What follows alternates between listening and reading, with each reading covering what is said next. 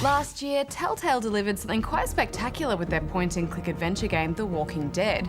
Our opinions of that changed quite dramatically from episode 1 to the later installments. Yeah, I remember being particularly harsh on that first episode, but it wasn't until we started to see those decisions play out in the future episodes we really found the magic of that game and understand totally why it was many people's game of the year. I'm sorry, Kitty.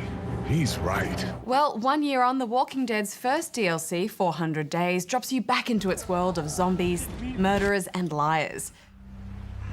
Looks nice, Boyd. Thanks. And challenges you to survive.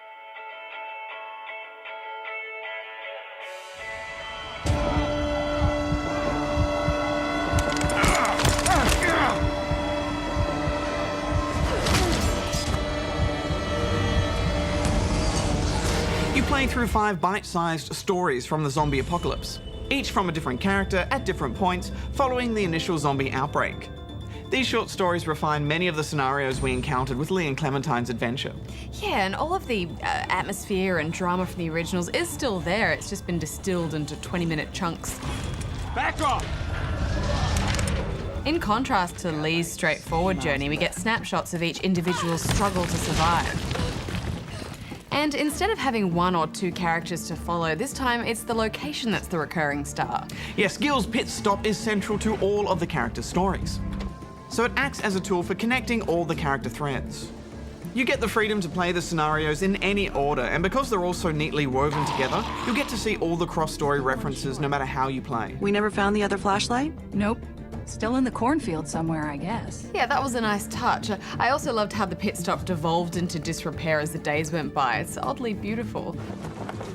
I remember enjoying the artistic style of the original episodes, but I don't remember any beautiful vistas. Here though, particularly in the evening and the night episodes, I was often getting distracted by just how beautiful some of those backdrops were.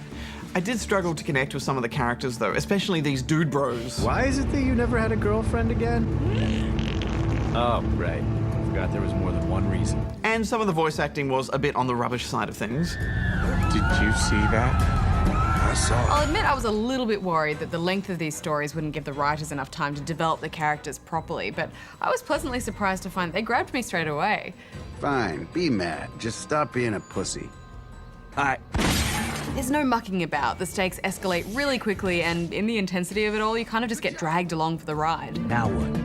I do agree that the voice acting was subpar at times, but there are plenty of great performances mixed in there as well. You ain't out of the woods yet, I know, but well, you've come a long way, Bonnie. And I'm proud of you. I think it all should have been a bit better though. This is a game about stories and characters, and they should have just nailed every single one of them. There was one particular conversation, for example, which just went round and about for ages on end, and I found it particularly frustrating because I was already volunteering to help. Give me the gun. Dude, I'm the one who got us into this. I'm the one who hit him. Should be me going. Then why did you ask which one of us should go? It just felt like a stalling tactic to me. It felt cheap when the whole section only takes 20 minutes to complete anyway. I actually felt the opposite. I mean, if season 1 taught us anything, it's that you have to really check your surroundings and talk to everyone and make sure you have as much information as possible. So here I kind of felt like I was being bullied into action. What did Roman want? I don't know yet. Are you gonna find out? Yeah, in a sec. I mean, can't we all just take a moment to have a conversation and ponder the uncertain future of humanity? This is meant to be a bridging episode between series 1 and 2, but it felt like there wasn't much exposition to me. There wasn't enough to really link the two together. Yeah, and apparently there are meant to be some tie-ins with season 1, an abandoned vehicle, a familiar face or two, but they must have been well disguised because we didn't see any. I don't see anything.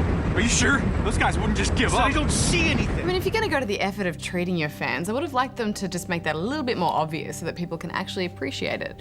Yeah, to be honest, I still find the series to be a bit of a mixed bag. Every time I start to really enjoy a particular moment or scene, some bad dialogue will ruin it, or maybe a frustrating event.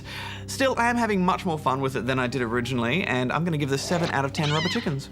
I think we have to agree to disagree on this one, Badge. All in all, I thought this was a neat little package that'll remind players exactly what they loved about the original, so I'm giving it 8.5 out of 10 rubber chickens. Fair enough, Hex. Fair enough.